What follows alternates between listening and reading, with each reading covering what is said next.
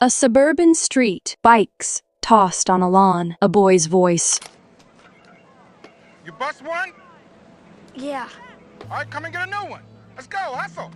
Older now, looking back. Growing up happens in a heartbeat. The year was 1968, but the show wasn't about history. It was about memory, and memory is dangerous. The Wonder Years looked warm, gentle, safe, but behind the narration, the nostalgia, and that iconic Joe Cocker theme were lawsuits, on-set trauma, broken friendships, and a finale that nearly never aired. Tonight, we separate fact from fable. If you grew up with the Wonder Years, or if you think you did, hit subscribe now, because this isn't just a recap, it's the story behind the memories and why some of them still hurt.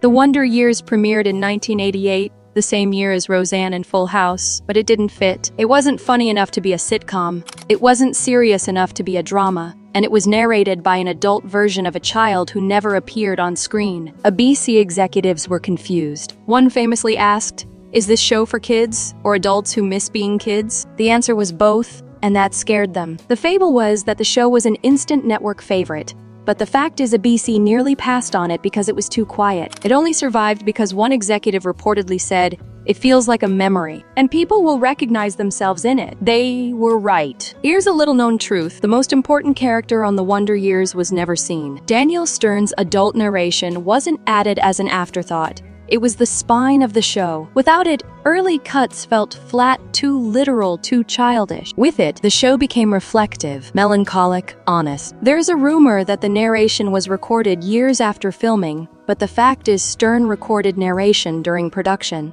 often after rough cuts, shaping episodes emotionally, not just explaining them. Producers even rewrote scenes after hearing his voiceovers. The narration didn't explain childhood, it reinterpreted it. Fred Savage was 12 years old when he became Kevin Arnold. Smart, vulnerable, believable, perhaps too believable. A rumor at the time was that Fred Savage was Kevin Arnold, but this is in fact a fable, though dangerously close. Kevin's awkwardness, anger, and insecurity were written around Savage's real personality. Producers noticed that when Fred was frustrated or tired, his performances were better, so they leaned into it. Long hours, emotional scenes, little decompression time. By season 3, Savage was reportedly filming 12 to 14-hour days while still attending school. Winnie Cooper is remembered as the perfect girl next door. Soft, kind, patient. But Danica McKellar's reality was very different. She was often the only girl on set, working long hours with older men, playing a character whose entire identity revolved around longing. A rumor at the time was that Danica and Fred dated secretly, but again, this is a fable. They were close, but the pressure of fans projecting romance onto them was intense and uncomfortable. Danica later admitted, "People confuse the character with me. That messes with your head when you're that young." She left acting shortly after the show, not because she failed, but because she wanted control again. Now here's where The Wonder Years stops being nostalgic and starts being unsettling. In the early 1990s, multiple allegations emerged involving behavior on set, including claims of inappropriate conduct toward younger cast members. The most well-known case involved Fred Savage himself, accused by a costume designer. The case was settled out of court. This is important because people thought the show was canceled because of the scandal. The fact is, the show was already ending, but the scandal destroyed any chance of continuation or reunion. The cast fractured. The warm, family-like atmosphere viewers felt on screen was not what everyone experienced behind the scenes. The Wonder Years ended in 1993 after 6 seasons. Fans were shocked. Ratings were still strong. The show was critically adored. So why stop? The official reason: Kevin was growing up. The story was ending naturally. But the truth: Savage was burned out. ABC feared further controversy. Writers felt the magic was slipping into repetition. And most importantly, the show had said what it needed to say. Unlike other shows, The Wonder Years didn't promise happy endings. Kevin didn't always get the girl. Adults didn't always have answers. Friendships faded. People changed. The show dared to say something radical. Growing up doesn't make sense, even when you're done. That honesty is why it still hits so hard. Most people remember The Wonder Years as a coming-of-age story, but quietly, almost invisibly, the Vietnam War was always there, not as action, not as politics, but as atmosphere. Television flickered in the background with war footage. Parents grew tense. Older brothers disappeared. The show never explained the war to Kevin because that's the point. Children don't experience war through strategy or speeches. They experience it through fear, silence, and sudden absence. Some say the war was just background flavor, but in reality, the writers deliberately structured entire seasons around the escalation of the war timeline. One producer later admitted, Vietnam was the reason the adults in the show were so distracted and broken. It explains Jack Arnold's emotional distance. It explains Norma's quiet strength. It explains why childhood felt unstable. Jack Arnold wasn't warm. He wasn't gentle. He wasn't emotionally available, and that made him revolutionary. In the late 80s, TV dads were jokey, lovable, or clueless. Jack was none of those. He was tired. He was angry. He was often wrong. A rumor was that Jack Arnold was written as unlikable, but this was a fable. The fact is, he was written as real, modeled after men who lived through war, responsibility, and emotional suppression. Dan Lauria, who played Jack, said, "People told me they hated Jack. Then they said he's exactly like my dad." That discomfort is why Jack still lingers in memory. Here's one of the hardest truths fans still struggle with. Kevin and Winnie were never meant to last. Not because they didn't love each other, but because childhood love rarely survives adulthood. The writers knew this early. The rumor was a BC wanted Kevin and Winnie married in the finale. The fact was the creators refused, saying it would betray the entire thesis of the show. Kevin didn't grow up to become a romantic fantasy. He grew up to become a man with memories. Winnie wasn't the one. She was the first. And first loves aren't meant to be permanent. They're meant to shape you and leave. There was one episode that terrified network executives, not because it was violent, not because it was political, but because it was honest. The episode explored grief, death, emotional numbness, and the realization that life doesn't stop for sadness. A BC worried it was too heavy for families and requested edits. The writers refused. The episode aired unchanged and later won an Emmy. Some say the episode was banned in several states,